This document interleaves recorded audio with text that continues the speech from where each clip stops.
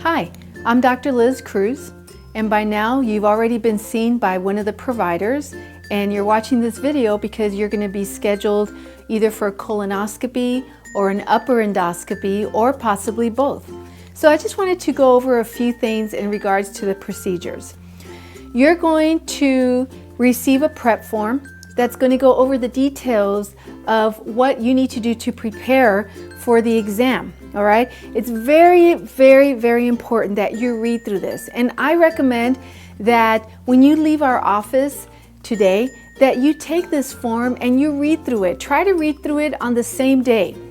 So I'm just going to cover a few things that I feel are very crucial for you to know. Number one, when you come to the procedure, you must have a driver with you. You cannot come alone, drive yourself, and expect to drive home alone, okay? If you do, we'll have to cancel your procedure on that day. You cannot drive yourself home because you're going to be sedated, and even though after the procedure you probably will wake up very nicely and be wide awake, you cannot drive yourself home. Cannot. And the other thing I want to add in there is you cannot go home in a taxi alone. If you're having a colonoscopy, you will need a PrEP, and that is a prescription that will be called into your pharmacy. So what I recommend is that as soon as you leave our office, that you go straight to the pharmacy and pick up your prescription, because there is a certain time period after which, if it doesn't get picked up, the pharmacy will reshelf it and put it back on the shelf, okay? The other thing I wanted to let you know is a lot of patients say, well, I waited for my pharmacist to call me and let me know it was ready. You know what? Sometimes pharmacies will call, sometimes they won't. So please don't rely on that. Please go and pick up your prescription. One of the medicines that we're going to be asking you to stop at least 7 days before your procedure are any anti-inflammatory meds, which is the category of medicines called NSAIDS. So that's a pretty broad category of medicines that includes medicines like Motrin, ibuprofen, Advil, Aleve. And those medicines should be stopped at least 7 days before the procedure because of the risk of bleeding when you're taking these medicines. The other thing is that there is a list of NSAIDs that's on the back of your prep form. That is a very long list, and you can check out that list first and see if your medicine happens to be on that list. But again, if there is a question, call us. There are several different blood thinners that are out on the market now. It used to be just one or two, such as Coumadin. Now there are several blood thinners out on the market.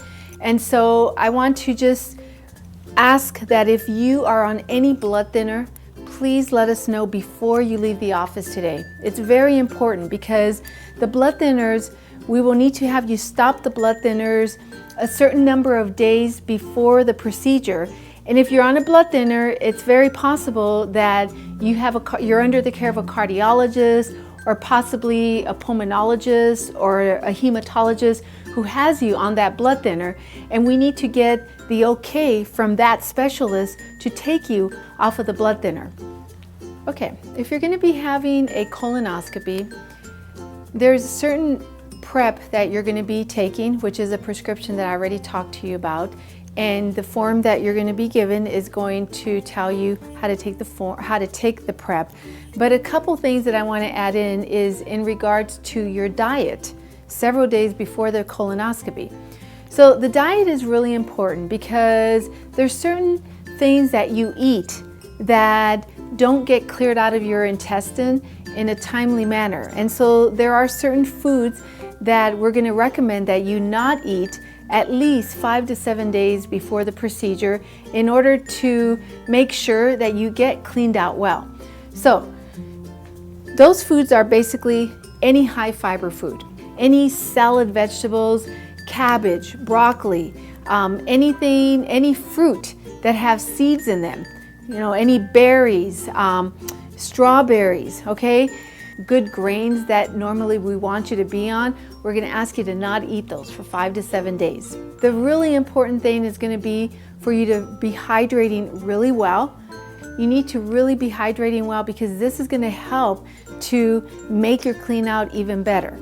If you're a diabetic There are going to be certain instructions that we're going to give you as to what you need to do with your diabetic medication, whether you're on pills or insulin. It's very important that we guide you on what to do with those medicines, because you do not want to be taking the same dosage of those medicines the day before or the day of the procedure. Okay, please be very aware that there are specific instructions for that. Okay, and this is very important because we don't want you to take your regular doses and then for your blood sugar to bottom out. Okay, because that can be very dangerous and potentially fatal. So please, very, very important. The other thing that you're going to do 2 days before the procedure, you're going to get a bottle of magnesium citrate. It's a 10-ounce bottle of magnesium citrate that you can buy over the counter at any local drugstore, Walmart, Target, CVS, Walgreens. You can pretty much pick this up anywhere. It's an over-the-counter. You're going to drink this at about 4:00 p.m. 2 nights before your procedure. Then the next day, which is 1 day before your procedure, on that day, you're just going to be on a clear liquid diet. And again, on the prep form, there is a list of what liquids are considered clear liquids. So it's very important for you to look at that list, okay? Please do not take any liquids that are red. No red liquids, no milk products, okay? Milk is not considered a clear liquid, and I just want to emphasize that because we get a lot of calls about that. No milk products, and again, no solid food the day before. The day and the time of your procedure will be on the form. At the very top part of the form, there's a section where the date and the time and the facility where we will be doing your procedure will be written out for you. For different facilities, the time as far as when you check in varies. It can be anywhere from 1 to 2 hours, and my scheduler will let you know that when she actually schedules the procedure for you. But just so you're aware, all of that information will be on that form.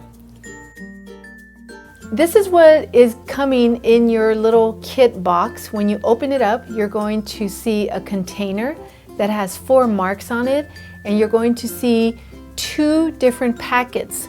Okay, each of these packets has an A and a B pouch. I'm going to go over what you're going to do with this. You're going to take pouch A and B. So you're going to take 1 packet that has pouch A and B, and you're going to put it into the container, the MoviPrep container, and then you're going to add lukewarm water to the top line of the container, which is the fill line.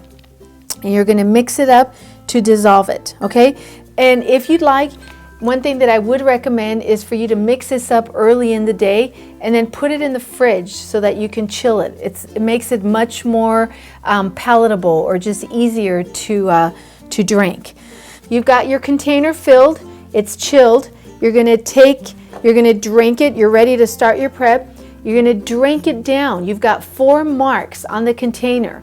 You're going to drink it down to each mark every 15 minutes. So every 15 minutes, drink down to the next mark until you finish up the container. And then you're going to fill the container up with your clear liquid of your choice. Water is actually the best, and I would fill it up, cool drinking water, up to the line, to the very top of the container, and then drink it all down. And then you're done with the first part of this prep. The next time you do the second part, you're going to basically repeat again the same thing. And I just want to emphasize that you're going to use the second packet, which again has a pouch A and B. You're going to mix it up. You're going to dissolve it. You probably might want to do this right after you finish the first part of your prep. I would recommend that you go ahead and mix the next packet of pouch A and B, fill it up with water, dissolve it, and put it in the fridge and chill it for when you do the second part of your prep. Now, if your exam is in the morning before noon, you're going to do your prep the day before at 4 p.m. is when you'll do the first part, and then you'll repeat it again at 10 p.m. If your procedure is scheduled after 12 noon, you're going to do it at 6 p.m. the day before your procedure, and then you're going to repeat it again the morning of your procedure at 4 a.m. One more thing I want to add in there is please, nothing to drink for 6 hours before your procedure. You should put nothing in your mouth 6 hours before the procedure. All right, so I think that we've covered all the main points. Just to re-emphasize, please read through your form. I believe that the majority of the questions that you may have are answered on the form. There's a lot of great information on there. Any questions you have about what medicines to stop or not take, what foods to avoid, what clear liquids are, most of those questions are all answered on the form. So read through the form. Please go to the pharmacy, pick up your prescription if you are having a colonoscopy, and please do that right away so that if for some reason the prescription is not there, you can let us know and we can get that sent in for you again.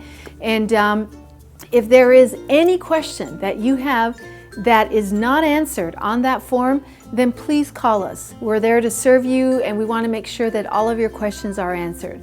Thank you so much, and we look forward to seeing you on the day of your procedure.